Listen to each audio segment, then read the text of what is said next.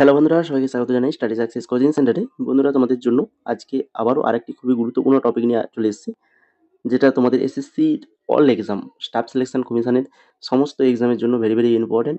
Recent 2025-এ যে এসএসসির এক্সামগুলো হয়েছে, সেই এক্সামে যে ধরনের কোশ্চেনগুলো এসছে, সেই ধরনের কোশ্চেনগুলো বেছে বেছে কিন্তু আমরা ক্লাসগুলো করাচ্ছি টপিক ধরে ধরে।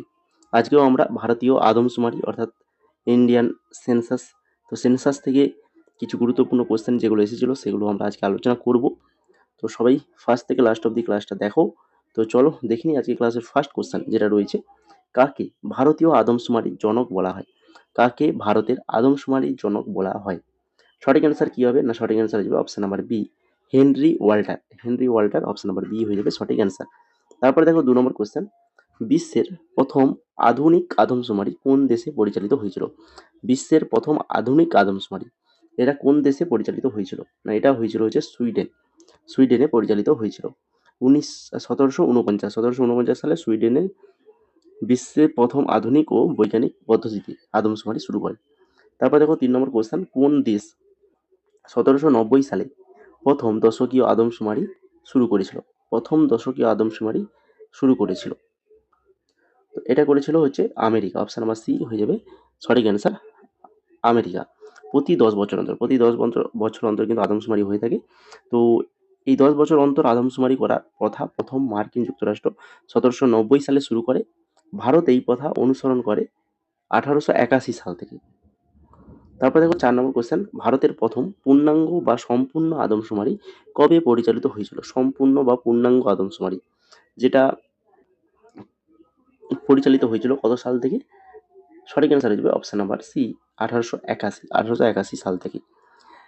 তারপরে পরবর্তী কোশ্চেনে যাওয়ার আগে তোমরা যারা এসএসসি এমটিএস এর এক্সাম জন্য প্রিপারেশন নিচ্ছ, তো রিসেন্ট 2025-এ যে এক্সাম হয়েছে সেই এক্সামের জিকে এবং ইংলিশ দুটোরই 900 খানা করে এমসিকিউ, সেই পিডিএফ সম্পূর্ণ বাংলাতে মাত্র 27 টাকায় পেয়ে যাবে আমাদের কাছে। যদি কেউ নিতে চাও তো আমাদের হোয়াটসঅ্যাপ নাম্বার রয়েছে, স্ক্রিনে দেখতে পাচ্ছ এই যে হোয়াটসঅ্যাপ নাম্বার, এই হোয়াটসঅ্যাপ নাম্বারে অবশ্যই মেসেজ করো যদি নিতে চাও। দুটোই 27 টাকা। বাংলা ব্যাখ্যা সহ ইংরেজির যে কোশ্চেন অ্যান্সারগুলো রয়েছে এগুলো কিন্তু বাংলাতে ব্যাখ্যা করে দেওয়া আছে, ঠিক আছে? তো দুটোরই প্রাইস তোমরা 27 টাকার উপরে রয়েছে। দুটো যদি তোমরা একসঙ্গে নাও তো সেটা তোমরা 49 টাকায় পেয়ে যাবে। তো এরপরে দেখো 5 নম্বর কোশ্চেন কি রয়েছে, 1881 সালের আদমশুমারির সময় আদমশুমারি কমিশনার কে ছিলেন? 1881 সালের আদমশুমারির সময় আদমশুমারি কমিশনার কে ছিলেন? সঠিক অ্যান্সার হবে অপশন নাম্বার এ, ডব্লিউ.সি. প্লডেন। ডব্লিউ.সি. প্লডেন ছিলেন। তারপরে এখান থেকে দেখে নাও 1881 সালে যখন ভারতের প্রথমবার সারা দেশে একযোগে পূর্ণাঙ্গ জনশুমারি বা আদমশুমারি শুরু হয়, তখন ডব্লিউ.সি. প্লডেন কমিশনার হিসেবে দায়িত্ব পালন করেছিলেন।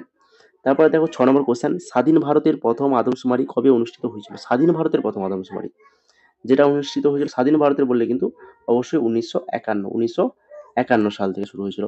তারপরে দেখো 2011 সালের আদমশুমারি, ভারতীয় জনশুমারি বা আদমশুমারি কততম ছিল? 2011 সালে যেটা আদমশুমারি সেটা দেখো ওভারঅল কিন্তু এখানে জিজ্ঞেস করেছে, স্বাধীনতার পরে জিজ্ঞেস করেনি, ঠিক আছে? তখন তাহলে কিন্তু মোটের উপরে কিন্তু এটা 15তম স্বাধীনতা, আর স্বাধীনতার পর যদি বলে তাহলে 7ম।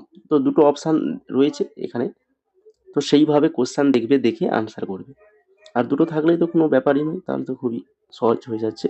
15তম ভারতের 15তম আদমশুমারি যেটা 2011 সাল, আর 1947-এর পর স্বাধীনতার পরে যদি বলে তাহলে সেটা 7ম, ঠিক আছে? এবার দেখো 8 নম্বর কোশ্চেন কি রয়েছে, 2011 সালের জনশুমারির সময় ভারতের রেজিস্ট্রার জেনারেল এবং জনশুমারি কমিশনার কে ছিলেন?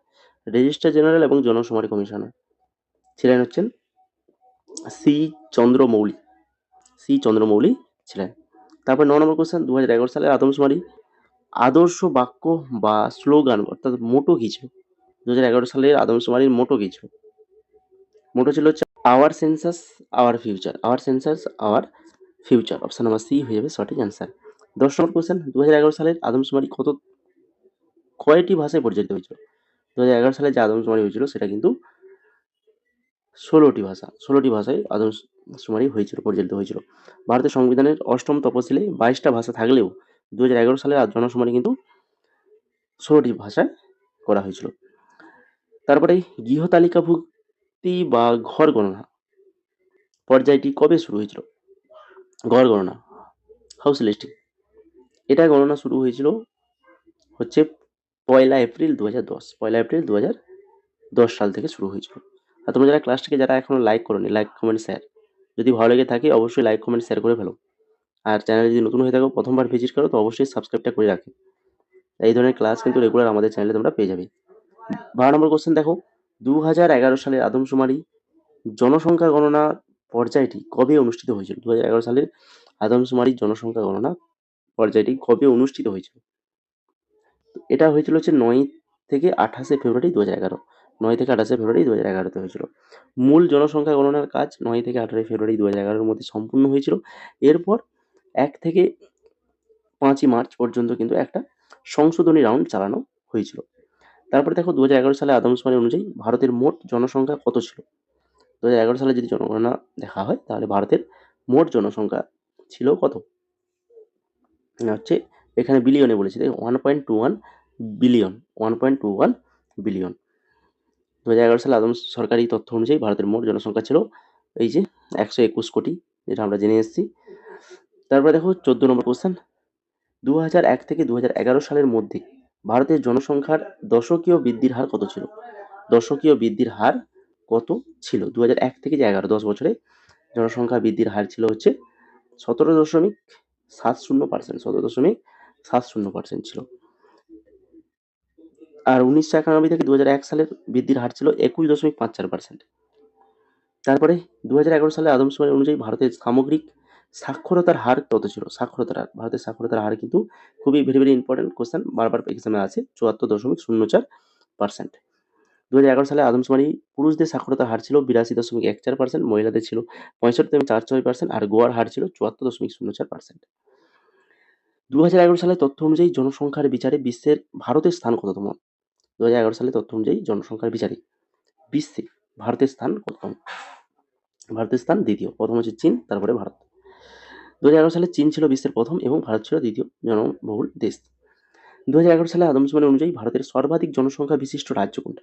2011 সালে আদমশুমারি অনুযায়ী ভারতের সর্বাধিক জনসংখ্যা বিশিষ্ট রাজ্য সেটা হচ্ছে কোনটা? না, সেটা হচ্ছে উত্তরপ্রদেশ। অপশন নাম্বার ডি সঠিক অ্যান্সার, উত্তরপ্রদেশ। 2011 সালের জনগণনা অনুযায়ী উত্তরপ্রদেশের জনসংখ্যা ছিল প্রায় 19.9 কোটি, যা ভারতের মোট জনসংখ্যার 16.5%।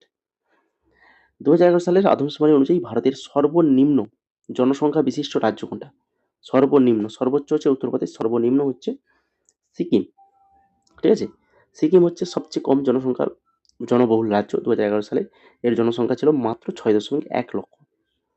তারপরে 2011 সালে আদমশুমারি অনুযায়ী সর্বাধিক জনসংখ্যা বিশিষ্ট কেন্দ্রশাসিত অঞ্চল, কেন্দ্রশাসিত সব থেকে সর্বাধিক বলেছে কেন্দ্রশাসিত অঞ্চল, সেটা হচ্ছে দিল্লি। অপশন নাম্বার এ সঠিক অ্যান্সার, দিল্লি। জাতীয় রাজধানী অঞ্চল দিল্লি কেন্দ্রশাসিত অঞ্চলের মধ্যে সবচেয়ে জনবহুল ছিল, জনসংখ্যা প্রায় ছিল 1.67 কোটি, 1.67 কোটি। আর লাস্ট কোশ্চেন আজকে, 2011 সালে আদমশুমারি অনুযায়ী সর্বনিম্ন জনসংখ্যা বিশিষ্ট কেন্দ্রশাসিত অঞ্চল কোনটা? সর্বনিম্ন জনসংখ্যা বিশিষ্ট কেন্দ্রশাসিত অঞ্চল সেটা হচ্ছে লাক্ষাদ্বীপ। অপশন নাম্বার সি সঠিক অ্যান্সার, লাক্ষাদ্বীপ। লাক্ষাদ্বীপের জনসংখ্যা ছিল সবচেয়ে কম, মাত্র 64,473 জন। তো এই ছিল আজকের ভেরি ভেরি ইম্পর্টেন্ট কোয়েশ্চেন। এর পরবর্তীতে আরও আমরা ক্লাস নিয়ে আসবো এই ধরনের। তো যদি তোমরা এই ধরনের ক্লাস পেতে চাও তো আজকের ক্লাসটা লাইক কমেন্ট শেয়ার এবং তার পাশাপাশি চ্যানেলটাকে সাবস্ক্রাইব করে রাখো। আর টেলিগ্রামে চলে যাও, ওখানে যুক্ত হয়ে যাও, ওখানে এই ক্লাসের পিডিএফ পেয়ে যাবে এবং তোমাদের এক্সাম রিলেটেড আপডেট এবং তার পাশাপাশি নতুন নতুন জব রিলেটেড আপডেট সমস্ত কিছু পেয়ে যাবে আমাদের টেলিগ্রামে। এই জন্য বলছি টেলিগ্রামে জয়েন হয়ে যাও। আমরা আগের যে টপিক ওয়াইজ ক্লাসগুলো করিয়েছি রিসেন্ট, দেখো আমরা অনেক ক্লাস করিয়েছি, ডেসক্রিপশানে লিঙ্ক দেখতে পাবে, প্লেলিস্ট করা রয়েছে। তো প্রত্যেকটা ক্লাসের পিডিএফও আমরা কিন্তু ইতিমধ্যে টেলিগ্রামে দিয়ে দিয়েছি, ওখানে সম্পূর্ণ ফ্রিতে তোমরা ডাউনলোড করে নিতে পারবে। আর বাকি এমটিএস এর বা সিজিএল সিএইচএসএল এই সকল যে এক্সামগুলো হয়েছে 2025, তো সেই সকল এক্সামে যদি পিডিএফ তোমরা নিতে চাও জিকের, তাহলে আমাদেরকে মেসেজ করো। আমাদের হোয়াটসঅ্যাপ নাম্বার রয়েছে 6294528484, ওই নাম্বারে মেসেজ করো। স্ক্রিনে দেখো এই পিডিএফগুলো আমাদের কাছে অ্যাভেলেবল রয়েছে, যার প্রাইসগুলো তোমরা সাইডে দেখতে পাচ্ছ এক এক করে। ঠিক আছে, যদি তোমরা নিতে চাও তো আমাদেরকে মেসেজ করো। আমাদের ওয়েস্ট বেঙ্গল এক্সামের জন্য কিন্তু পিডিএফ রয়েছে, জিকে পিডিএফ একদম টপিক ওয়াইজ, টপিক ধরে ধরে কোশ্চেন আনসার পেয়ে যাবে। তো তোমরা যদি নিতে চাও তাহলে আমাদের হোয়াটসঅ্যাপ নাম্বারে মেসেজ করো।